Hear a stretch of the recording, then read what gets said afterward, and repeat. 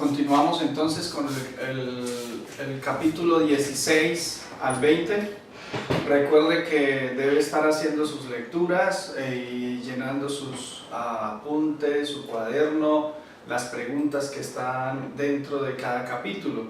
Y también recuerde que estos videos son introductorios a las temáticas que usted podría encontrar en todo el libro de una manera mucho más amplia.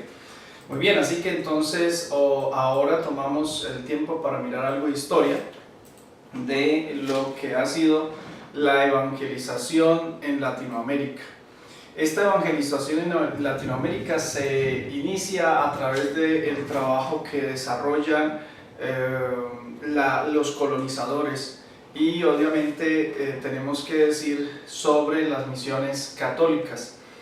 Pero esta historia de lo que es Latinoamérica es repetir lo que ha pasado en otras épocas de la historia de la humanidad, en Europa, hacia el Medio Oriente, y es cosas que ocurrieron, que aquí también se repiten de alguna manera y que se mezcla, entonces se mezcló o se disfrazó los fines de evangelización con fines imperialistas, económicos, políticos, intereses personales, etc.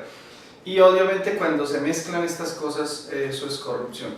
Pero hay que abonarles entonces en este caso a muchos de esos misioneros de esta época que tuvieron un muy buen ejemplo y muy buen esfuerzo en el intento de cristianizar a los nativos bajo algunas muestras de misericordia.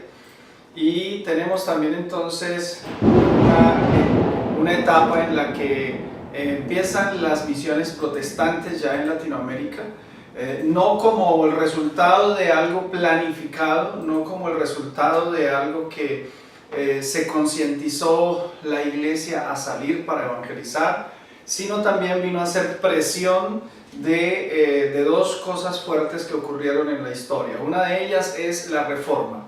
La Reforma protestante genera una presión sobre los nuevos protestantes y sobre las nuevas iglesias que se empiecen a establecer. Así que junto a esto pues está dando la historia entonces de la colonización en esta zona del mundo, en Latinoamérica, y viene entonces con ello la persecución a los nuevos protestantes, y muchos de ellos salen por la persecución. Salen y algunos llegan pues entonces a Latinoamérica y se tienen los primeros registros históricos de que protestantes llegan a Latinoamérica es a Brasil. Se ubican allí y se ubican también luego, se encuentran como iglesia protestante en Guyana, en Colombia, y así se empieza a distribuir por Latinoamérica. ¿Cómo estas misiones empiezan a ocurrir? Bueno, ya lo dije, no son planeadas, no son planificadas y organizadas, sino que ocurrió de alguna manera también bajo la presión. Así que entonces, por esta razón, las misiones que se inician no son consecuentes con la evangelización, sino con el cuidado de las personas que ya han salido. Entonces, es decir, que deben venir personas a cuidar gente de las iglesias que salieron de Europa para estar en esta zona del mundo.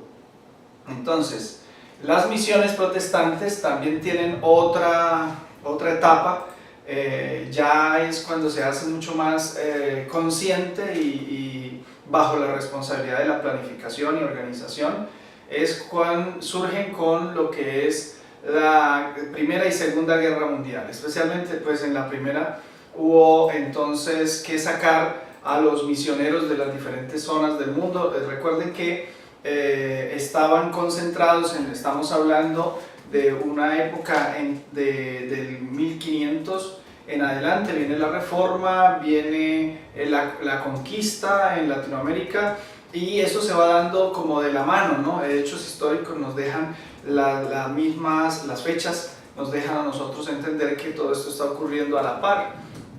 Entonces, las misiones que empezamos a mirar ahora, de que los protestantes llegan a esta zona, es en 1800, después de 1800, 1830, 1850, 1879, se encuentra en la historia muchas fechas específicas de lugares específicos también, y esto ocurre entonces a raíz de la presión de la reforma y los que perseguían a los reformadores o a los protestantes, y en este caso ya cuando pasamos al año 900, que es la Primera Guerra Mundial, 1914 y 1942, ahí es donde ya se hace mucho más consecuente el trabajo misional, la empresa misionera hacia Latinoamérica, porque hay que sacar entonces la gente de las zonas en donde estaban concentrados. Recuerden que 1800 es la época en la que Guillermo Carey y Hudson Taylor, ellos hacen su trabajo, uno por la costa, que es Guillermo Carey, a los pueblos costeros de lo que es Asia y todas estas partes. Son trabajos que se hacen en la periferia, pero Hudson Taylor viene para entrar al interior del continente. Está ocurriendo eso en 1800, mientras algunas personas protestantes están llegando a Latinoamérica. ¿Por qué? Porque hay persecución. Entonces, ahora en 1900, cuando ya está la Primera Guerra Mundial, entonces ellos las organizaciones deben ir sacando sus misioneros por cuestiones de seguridad y cosas de estas, y se enfocan ya en las otras partes del mundo, mirando el globo terráqueo, mirando cómo seguir la obra misional, pero en qué lugar ha habido menos atención, y ya se enfoca la obra misional en Latinoamérica por esta razón. Así que podemos concluir de que de ese espacio de tiempo, de esa historia, que gracias a esos esfuerzos misionales que hicieron después de la Primera Guerra Mundial, es que nosotros somos lo que somos como iglesia latina, pero podemos también hacer una afirmación ilógica que somos también resultado evangelístico por causa de la guerra. Y eso no es nuevo, eso no es algo que ahora nos deba sorprender, conociendo la historia de cada imperio que quiso ser conquistador y terminó siendo conquistado, y empezando desde el pueblo de Israel, que no fue consecuente con la responsabilidad. Así que esto nos deja a nosotros una lección histórica de que debemos nosotros ahora como iglesia, que tenemos la responsabilidad, está en nuestras manos ahora el Evangelio, y ser responsables y consecuentes con esa responsabilidad que se recibió, valga la redundancia, con Abraham, ¿no? Entonces nosotros poder responder ahora a este mandato divino de ir a las naciones y hacer discípulos. Hoy pensamos en esto, desde 1987 se está proclamando que Latinoamérica no es un campo misionero, sino una fuerza misionera. Así que de aquí, de Latinoamérica, han salido muchas personas y seguirán saliendo. De seguro de usted puede ser el siguiente misionero que puede salir fuera de esta área e ir a otro lugar, no sabemos dónde. Así que somos una fuerza, hay muchos misioneros latinos hoy en el mundo, y iniciaron de la misma forma como llegó la misión protestante a Latinoamérica, porque otros latinos están en otros lugares, e inició el proceso misional de latinos hacia el mundo con la atención de latinos en otras naciones. Así que Dios nos ayude a nosotros para hacer un buen proceso consecuente de planeación y organización desde la iglesia local. Ahora podemos hablar un poco también del llamado y la formación misionera.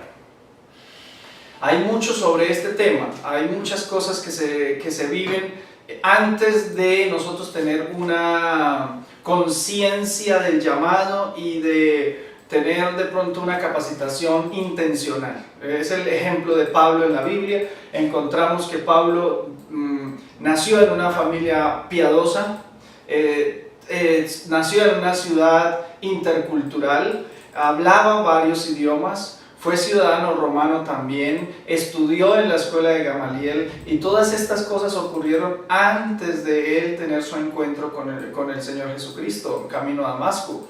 Así que las personas esperan, en este caso hablando de nosotros como iglesia latina, esperamos tal vez esa experiencia sobrenatural que tuvo Pablo o algo similar, donde un ángel se aparezca, una voz se escuche, no sé yo cómo explicarlo, pero yo creo que ya tienes la idea. Y no siempre es así, no siempre es así.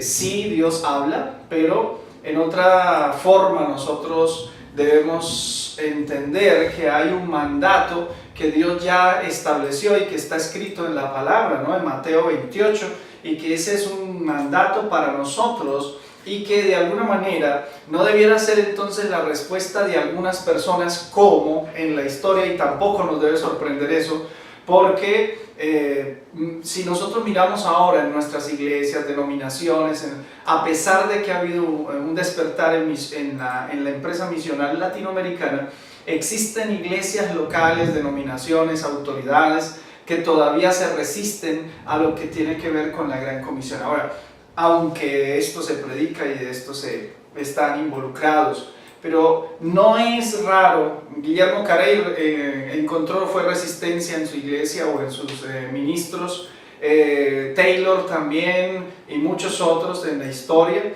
así que no es nada raro. De hecho, Pablo también se registra en la Biblia cómo los judíos se resisten a esto. Ahora, para nosotros no debiera ser nada nuevo, ¿cierto? No debiera sorprendernos, pero debemos nosotros pensar que el desafío apostólico de hacer discípulos a todas las naciones debiera ser la respuesta natural de la iglesia. Es decir, que si creemos que Dios nos dio su palabra como la palabra viva, santa, perfecta, que es donde consigna su voluntad para nosotros, no debiera ser entonces que nosotros esperáramos una aparición angelical o una experiencia sobrenatural para responder a lo que está escrito en ella. Y en ella se nos dice ir y hacer discípulos. Así que la condición, o más bien la situación es algo de conciencia de nuestra parte, que no hemos tomado la iniciativa de obedecer el mandato, de comprometernos con la misión. Esto entonces nos da a nosotros la noción de que Dios debe hablar, Dios debe decirlo de una manera sobrenatural. No es así, no siempre es así. Y la iglesia como tal, la iglesia local debe estar entonces internamente organizada, con un plan de edificación hacia adentro, porque tiene sus miembros a quienes cuidar y ayudarlos a edificar, como también en el plan bien organizada y un plan bien definido de cómo alcanzar y discipular a las naciones. Que ese plan debe ir equilibrado, ¿no? Debe estar preparado y debe estar trabajándose constantemente para no desviarse a ninguno de los dos costados, y obviamente tener un plan de trabajo en el cual pueda descubrir las personas que están recibiendo llamados, ayudarles a capacitar, tener campos y lugares donde las personas puedan tener prácticas y tener una capacitación intencional y una plataforma de envío y de sostenimiento de los misioneros en el campo. Y la iglesia entonces debiera en este sentido ya es hablar de un ministerio misional que mantenga a la iglesia local informada y a la vez ayude a los candidatos en sus procesos. Entonces la iglesia local que debe proveer una capacitación adecuada. ¿Adecuada en qué? En evangelismo, discipulado y capacitación misional transcultural, y darle la oportunidad a las personas para que lo pongan en práctica en viajes de corto plazo, proyectos cercanos. Y algo que debemos dejar muy en claro en este estudio es que los mejores misioneros son los que en su propia comunidad, en su propio contexto, testifican de Cristo, discipulan a sus conocidos amigos, los que practican los ejercicios espirituales como la oración, el ayuno, la lectura bíblica, mantienen buenas relaciones sociales. Claro está que en todas estas cosas, como en cualquier otra área, se necesita un mentoreo. Bueno, si tenemos el mentoreo podemos mejorar cada día más. Así que entonces tengamos en cuenta 3 cosas para la capacitación del misionero. Aparte de eso, la iglesia debe ser intencional, como ya lo dije, en la capacitación. el carácter de la persona, el saber, qué debe saber la persona y qué debe conocer referente a lo que es la capacitación teórica, ¿no? Entonces hay cosas prácticas y hay cosas teóricas. El carácter sería el ser, el saber sería el cómo, el hacer cosas, ¿no? Saber hacer cosas, y el conocer sería como la educación formal continua que debe existir en el misionero. Que esto pueda revolucionar su vida y pueda ayudar a su iglesia local a tener los planes debidos y correctos para el desarrollo de la misión, tanto el equilibrio interno como un equilibrio hacia afuera para discipular y ganar al mundo. Que Dios los bendiga, ayúdense haciendo las tareas, entregando a los correos del profesor, haciendo sus preguntas, y bueno, que Dios les bendiga mucho y pueda darles bastante apertura a la misión en su iglesia local.